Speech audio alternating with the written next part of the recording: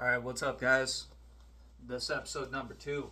I'm filming it directly after the first one.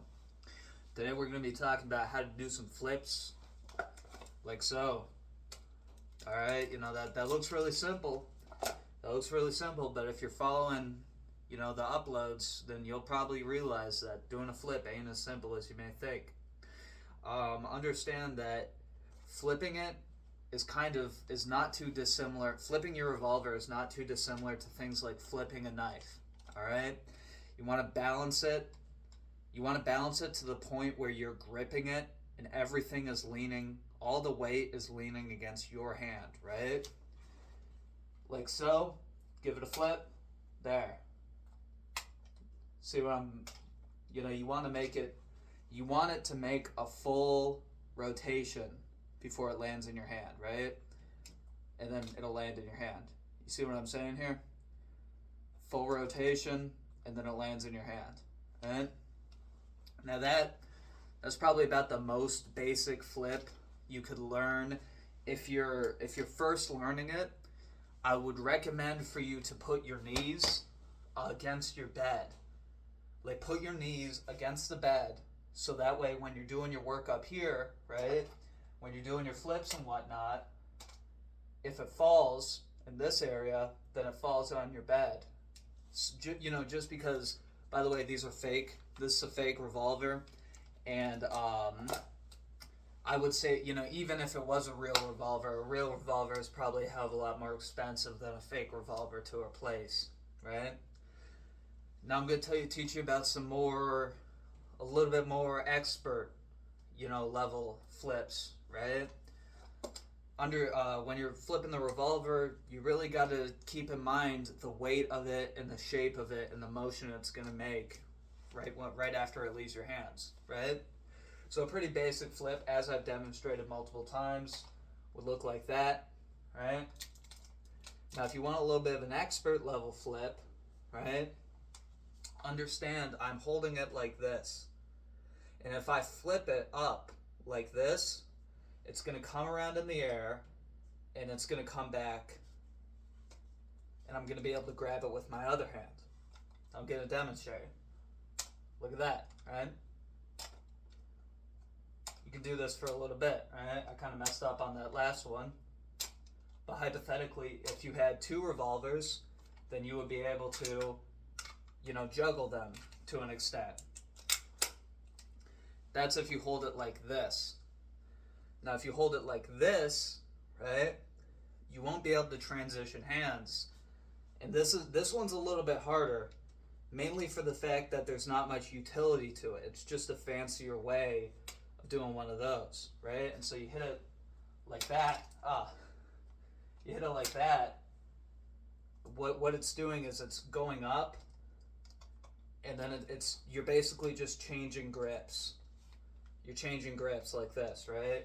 So hypothetically, you could do that and then come around like so. This one's getting a little bit old. The grip on it's falling off. Gonna have to duct tape it. So you could do some interesting tricks with it. See, of course, there's the behind the back flip. That one's kind of hard. That one's a little bit tricky. Here. The main thing about the behind the back flip is you really got to worry about not hitting your head. Because it's traveling right here, right by your ear. And the first few times I did it, yes, it did hit my head a few times. As a matter of fact, when I first started learning the behind the back flip, experts like myself, we call it the back shot.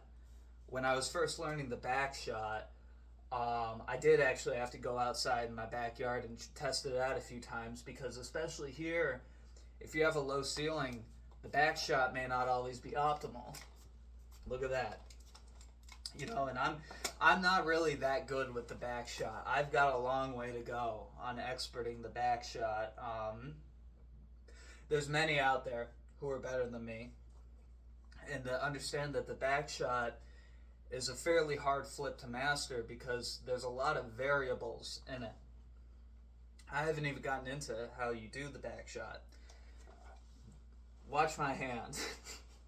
Basically, alright, you got it right here. You're going to come back. You're going to come behind you. Like so. You see that? Let me do it to you one more time.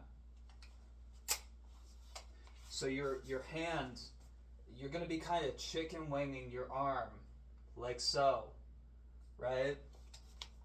I'll do it from the side. Hopefully I won't hit the TV. If I do hit the TV, then that's going to be very embarrassing. Ooh, almost dropped it. Now here, let me try that one more time. That was a terrible shot. Alright, well that hit the ceiling. And it's important to note that that's why we have a short ceiling, so it catches the revolver. God damn it. Let me try that one more time. If I mess it up this time, then I'm going to edit it to the time. Hold on. That was close enough. Alright.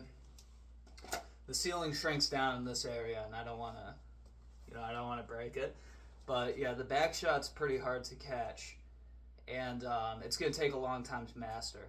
And unlike the traditional flip, you can't really have a bed as a cushion. You would hypothetically need a whole padded room to be able to cushion the back shot because there's so many variables as to where it could go. There's a back shot. Let's see. I showed you the that thing, and then there's the side shot. Ugh. I'm really bad at the side shot. I've got a long way to go on that. And I suppose if you're watching this, then perhaps you as well have a long way to go. And as I just exhibited a few times, no matter how good you are, you're always going to mess up. And don't be ashamed of that. Anyhow, this has been episode 2 about flipping and whatnot. This might just be the last episode. I'm going to be honest, there isn't a whole lot to learn. But I suppose if anyone out there wants another tutorial, let me know. Anyhow, that'll be it. Hope y'all have a good one.